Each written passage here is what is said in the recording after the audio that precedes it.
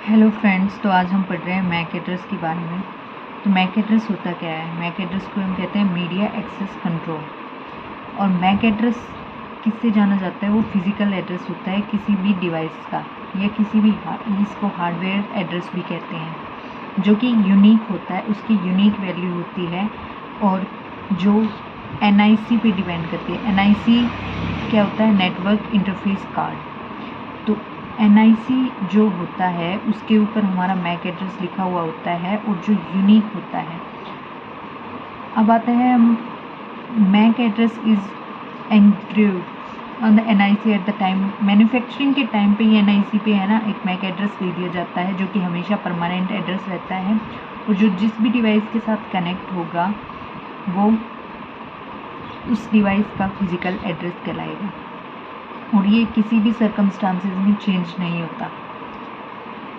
Okay, next Mac address है 12 bit hexadecimal number represent करता है मैक एड्रेस, जो कि 48 बिट्स इन लेंथ हो गया, विच इज़ फर्स्ट 6 बिट्स या 6 digit 24 bits contains the manufacturers ID। जो मैन्युफैक्चर करता है उसकी ID 24 बिट्स यानी कि 6 डिजिट्स रिप्रेजेंट करती हैं। और द ऑर्गेनाइजेशनल यूनिक आइडेंटिफायर, जो कि ऑर्गेनाइजेशनल यूनिक आइडेंटिफायर जिसे हम कहते हैं। और जो नेक्स्ट 6 डिजिट होती हैं जो कि 24 बिट्स होती हैं वो रिप्रेजेंट करती हैं serial number assign to card, जो सीरियल नंबर असाइन हुआ है कार्ड को वो रिप्रेजेंट करती हैं। और एक सिंपल एग्जांपल हम लेते हैं, तो जैसे कि ये हमारा सिंपल एक एग्जांपल ले रखा है कि मैक एड्रेस क्या होता है। तो ये जो आगे की ये जो 6 डिजिट हैं या कह सकते हैं हम 6, जो आगे की ये 6 डिजिट हैं ये हमारी होती हैं ऑर्गेनाइजेशनल यूनिक आइडेंटिफायर। और जो हमारी ये पीछे की 6 डिजिट हैं ये हमारी यूनिक सीरियल नंबर, जो कि हम ये सभी का यूनिक होता है। ये ऑर्गेनाइजेशन इसको डेवलप करता है उसका आइडेंटिफिकेशन नंबर होता है, जो सेम भी हो सकता है बिकॉज एक ऑर्गेनाइजेशन बहुत सारे डिवाइसेस को मैन्युफैक्चर करता है तो इस पर सेम भी हो सकता है। लेकिन जो यूनिक सीरियल नंबर है ये हर डिवाइस का अलग होता है, जो कि NIC पर लिखा होता है और NIC जिस डिवाइस से कनेक्ट होती है वो उसका मैक एड्रेस होता है। और ये 48 बिट्स और 12 डिजिट का होता है, ये ध्यान रखना। नेक्स्ट आता है हमारा IP एड्रेस। IP एड्रेस क्या होता है? Internet protocol address. IP address को क्या कहते हैं हम? इंटरनेट प्रोटोकॉल एड्रेस, जो कि एक यूनिक एड्रेस होता है जो कि नेटवर्क पे यूज होता है। Uniquely identify each node on the network, जो हर नोड को यूनिकली आइडेंटिफाई करता है नेटवर्क के अंदर। मैक एड्रेस क्या होता है कि डिवाइस का एक यूनिक एड्रेस होता है। और IP एड्रेस को क्या होता है कि अगर हम नेटवर्क यूज़ कर रहे हैं तो किसी भी डिवाइस को यूनिकली आइडेंटिफाई करने के लिए हम IP एड्रेस का यूज़ करते हैं। अब नेक्स्ट हमारा आता है as assigned to each node in a network that uses the internet protocol for communication। जो भी हम IP एड्रेस असाइन करते हैं नेटवर्क को तो वो इंटरनेट प्रोटोकॉल कम्युनिकेशन कहलाता है, IP protocol. Thus if we know the computer IP address, अगर हमें कंप्यूटर के IP एड्रेस के बारे में पता है तो we communicate on computer from the anywhere in the world. अगर हमें किसी भी कंप्यूटर के IP एड्रेस के बारे में पता है तो हम कहीं भी वर्ल्ड में बैठकर उसका आइडेंटिफाई कर सकते हैं। Okay, however unlike MAC address, IP address can change if a node is removed from the network and connected to the another network. ये बड़ी इंपॉर्टेंट बात है कि देखो मैक एड्रेस क्या होता है कि मैक एड्रेस का एक यूनिक होता है जो कि परमानेंट होता है, वो चेंज नहीं होता, डिवाइस टू डिवाइस डिपेंड करता है। और IP एड्रेस क्या होता है कि चेंज होता रहता है, रिमूव। जब हम हमारा नेटवर्क कनेक्शन हट जाता है तो उसके बाद वो IP एड्रेस किसी दूसरे नोड को असाइन हो जाता है और हमारा वहाँ से रिमूव हो जाता है। नेक्स्ट टाइम हम जब भी कनेक्शन करेंगे उस टाइम हमारा एक नया IP एड्रेस होगा। Initial IP address called version 4। Starting में IP एड्रेस जो आया था उसको वर्जन 4 भी कहते थे, जो कि 32 बिट न्यूमेरिकल एड्रेस का था। Return as the 4 numbers separated by the periods, जो कि 4 number separated by the periods के लिए यूज होता है। Each number in the decimal base होते हैं और represented for an 8 bit binary base number in each takes the 0 to 225, इनकी रेंज क्या होते हैं, हर जो यहाँ पे ये जो नंबर लिखे हुए होते हैं ना, इनकी रेंज हर की 0 to 225 के बीच में होती है। IPv4 का ये एग्जांपल दिया हुआ है, IPv4 का ये एग्जांपल दिया हुआ है। और इसमें देखो सबसे बड़ी बात ये डेसिमल डिजिट्स को रिप्रेजेंट करता है, लेकिन हमने मैक एड्रेस में क्या पढ़ा था कि वो हेक्साडेसिमल डिजिट्स से रिप्रेजेंट करता है। With more and more devices getting connected to internet, it was realized that the 32-bit address is not sufficient in हाँ, यहाँ पर ये कह रहा है कि अभी इतना नेटवर्क इतना फास्ट हो गया है, नेटवर्क कनेक्शन इतने ज़्यादा हो गए हैं कि 32 बिट्स का जो हमारा IP एड्रेस था वो सफिशिएंट नहीं है अब। तो जो कि 32 बिट्स का है वो 4.3 बिलियन यूनिक एड्रेसेस जनरेट कर सकता है, लेकिन अब इतने ज़्यादा नेटवर्क कनेक्शंस होने लग गए जिसमें हमें अब नया एक 128 bit IP address called the IPv6 design करना पड़ा। और IPv6 address is represented by the 8 group. ये यहाँ पे 4 ग्रुप्स का था ना, ये 8 ग्रुप्स होता है हेक्साडेसिमल बेस 16। ये देखो ये हमारा बेस 10 का था जो कि डेसिमल नंबर था, लेकिन IPv6 में हम हेक्साडेसिमल बेस 16 का रिप्रेजेंट करते हैं। और ये तो पता ही है कि हर जो भी 8 डिजिट्स का नंबर होता है उसको कॉलन से हम सेपरेट करते हैं। ये हमारा एग्जांपल है IPv6 का। अब आता है हमारा internet, web and the internet of things. तो इंटरनेट क्या होता है? Internet is a global network of the computing devices. एक ग्लोबल नेटवर्क होता है इंटरनेट। क्या करता है वो? Computing devices including desktop, laptop, servers, tablets, mobile phones, other handheld devices, printers, scanners, routers, switches, gateways, moreover smart electronic applications like TV, AC, refrigerator, fan, light, etc. all are communicate through a network। ये सब network से connected होती हैं। सब बहुत सारी चीज़ें हैं दुनिया में जो बहुत सारी की नेटवर्क से कनेक्टेड होती हैं। The list of such smart devices always increase है। ये लिस्ट जो हमेशा बढ़ती ही जाती है, ये कम नहीं हो रही, ये बढ़ती जाती है। नई हर साल नई नई चीज़ें इन्वेंट हो रही हैं और वो सब मोस्ट ऑफ थिंग्स नेटवर्क से कनेक्टेड होती जा रही हैं। लाइक अभी देखो ड्रोन्स का बहुत यूज़ होने लग गया है, vehicles, door locks, security cameras. We have already study in okay, ये डोर लॉक्स वगैरह का और व्हीकल्स में कनेक्शन होता है। तो इतना ज़्यादा कनेक्शन अब होने लग गया है ना नेटवर्क पे, तो हम यूज़ करते हैं network. Internet is evaluating every day and it is difficult to visualize or decrease each and every aspect of the architecture of the internet।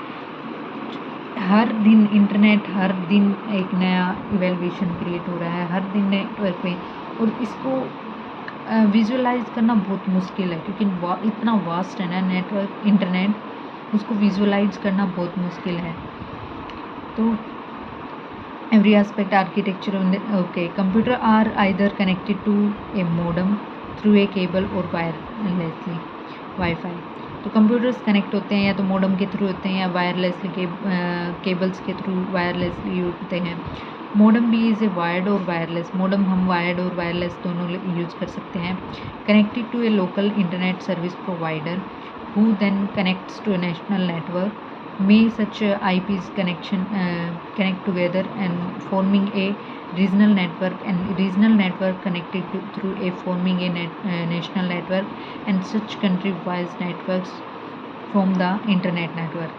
इसमें क्या कह रहा है कि मॉडेम से तो कनेक्टेड होता ही है, एक ISP प्रोवाइडर होता है, ISP जिसे इंटरनेट सर्विस प्रोवाइडर कहते हैं, जो कि लोकल होता है, लोकल हर किसी को असाइन होता है। जब हम कोई भी सिम कार्ड खरीदने हैं तो एक ISP प्रोवाइडर होता है, वो हमारा एयरटेल सर्विस प्रोवाइडर हो सकता है, वोडाफोन सर्विस प्रोवाइडर हो सकता है। तो ये ISP सर्विस प्रोवाइडर्स होते हैं जो कि कनेक्ट होते हैं एक नेशनल नेटवर्क के अंदर, जो कि ISP जो होते हैं वो connected together forming a regional, एक हमारे लोकल एरिया का नेटवर्क एक क्रिएट करते हैं रीजनल नेटवर्क सभी आईएसपी, सभी फ़ोन्स जहाँ पर भी आईएसपी का यूज़ हो रहा है, जो भी हमने नेटवर्क के थ्रू कनेक्शन के हमने लिया है आईएसपी से, वो सभी एक रीजनल नेटवर्क से कनेक्ट होते हैं और फिर उन रीजनल नेटवर्क कनेक्ट होते हैं एक नेशनल नेटवर्क से और देन वो national network country wise connection होते हैं और इससे एक इंटरनेट वास्ट इंटरनेट क्रिएट हो जाता है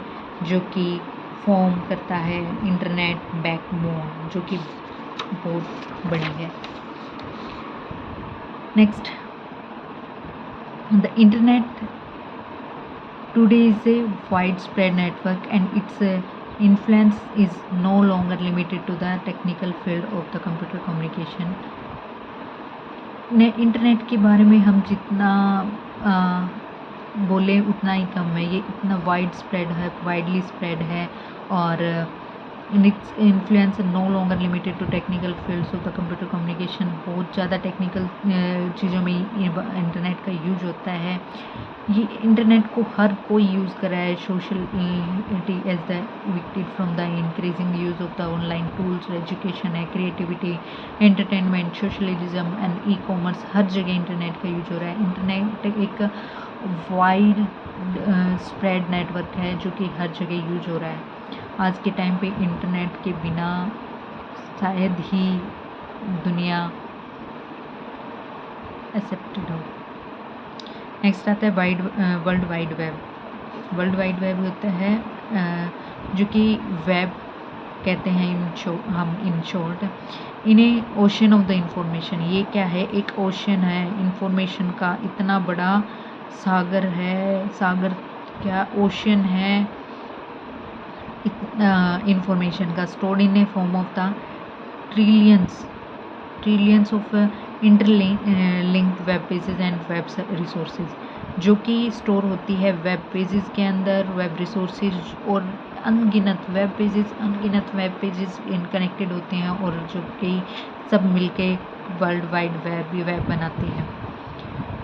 The resources of the web can be shared on access through the internet। जो भी resources होते हैं वेब के अंदर उसको हम इंटरनेट के थ्रू एक्सेस करते हैं। अब इंटरनेट तो क्या है? इंटरनेट तो हमें कनेक्शन प्रोवाइड करता है डिफरेंट डिवाइसेस के बीच में, डिफरेंट नेटवर्क्स टू नेटवर्क के बीच में कनेक्शन प्रोवाइड करता है, लेकिन जो इंफॉर्मेशन स्टोर होती है वो होती है वर्ल्ड वाइड वेब के अंदर, जो कि different pages are come together, web resources जो कनेक्ट होते हैं, इंटरलिंक्ड होते हैं आपस में और उन सब को मिला के एक ओशियंस ऑफ इंफॉर्मेशन, इतनी बहुत ज़्यादा इंफॉर्मेशन हमारी स्टोर होती है वर्ल्ड वाइड वेब के अंदर और जो हम एक्सेस करते हैं थ्रू इंटरनेट। इंटरनेट के बिना वर्ल्ड वाइड वेब नहीं है और इंटरनेट बिना वर्ल्ड वाइड वेब के कुछ नहीं है। अगर इंफॉर्मेशन नहीं होगी तो इंटरनेट का क्या काम। और अगर हमारे इंफॉर्मेशन है लेकिन हमारे पास वो कनेक्शन नहीं है, वो रिसोर्स नहीं है जिससे हम इंफॉर्मेशन ले सकते हैं, तो हमारे इस इंफॉर्मेशन का भी कुछ काम नहीं है। तो दोनों both are interrelated with each other. Okay, next आता है the earlier the access files residing in different computers, one had to be logged in individually to each computer through the internet. Okay, besides the files of the different computers were sometimes in different formats and it was difficult to understand each other file and document। क्या कह रहा है कि